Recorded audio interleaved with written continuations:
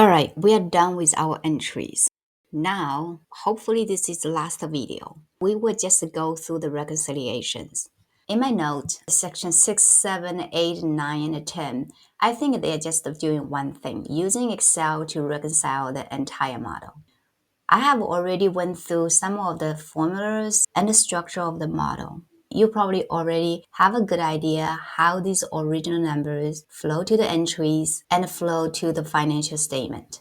I'm just going to give a quick final walkthrough of the model and hopefully can help you have a high-level view of all what we went through. Originally, we have our business plan with our fund structure and the deal information here.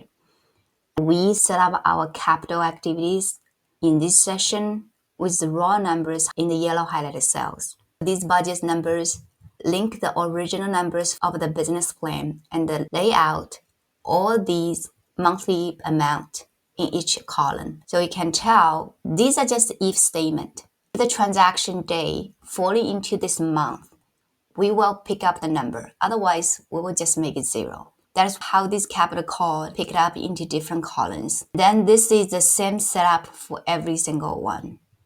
The only difference is we do a little calculation. We would have our frequency. Whenever we change our frequency, all monthly amount will be changed as well. This is the setup of these budget. All these budget numbers will be picked up into our journal entries. Since we need to walk through the concept, I booked all these entries in our course content tab. So these numbers, they're all from original business plan or budget plan with the details. This is just additional step. If I don't need to go through the concept, I could just book all the entries here in this journal entries tab. In real world, you book everything into your ERP system. This trial balance is just a monthly activity. I sum it from the journal entries, and the balance sheet, it's the same thing. We sum if all these journal entries from the journal entries tab. And we have our income statement. This is the year-to-date income statement. We have to add prior quarter activities. And this is our changes in partners' capital. And these performance allocations come from the year-end balance from the income statement.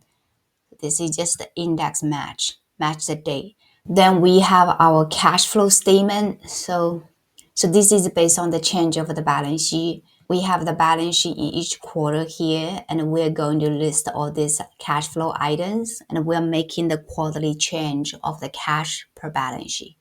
This is our schedule of investment we already went through. Finally, I want to just explain about the pink checks I have here.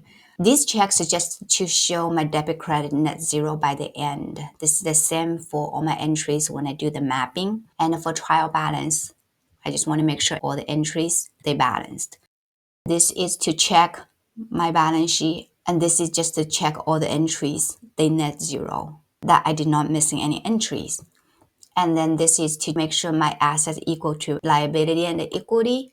This is to check my performance fee is the only difference between these two set of balance sheet. And then the performance allocation numbers come from my income statement. Then I have my change in the capital, which I have this number.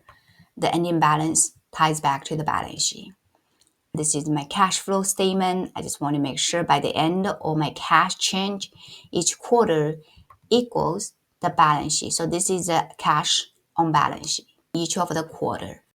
Then I have my schedule of investment. I mentioned this earlier that this ties back to the asset on balance sheet. And then this is our ending NAV and the gap. This is after the fees, and this is before the fees.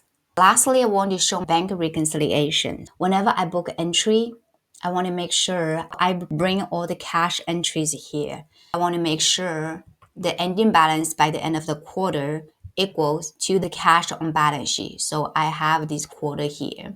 And quarter 2, quarter 3, and the ending balance. So my ending cash ties to my balance sheet. This is the purpose of bank reconciliation here. In summary, this entire model, starting from the business assumption, we booked our entries, we reconciled all the activities, and we generate our financial statement and our investor statement. Meanwhile, we reconciled our cash on a bank reconciliation tab. Of course, in real world, fund accounting is not this simple. This is just a very basic model to show basic concept and the calculation of fund accounting. The reasons we can bring all the data into one model is because we use a lot of advanced Excel formulas. We are at the age of AI. However, Excel is still the main and the basic tool we use in our daily work. I list some of the most useful Excel formulas just for you.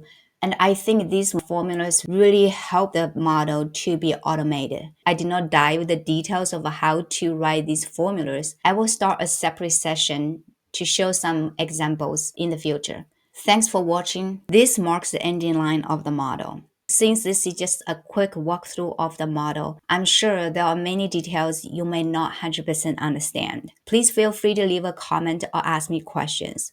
I can dive into details if there's any particular part that's not very clear, and I will keep sharing more interesting and useful techniques in fund accounting and financial reporting in the future. Take care.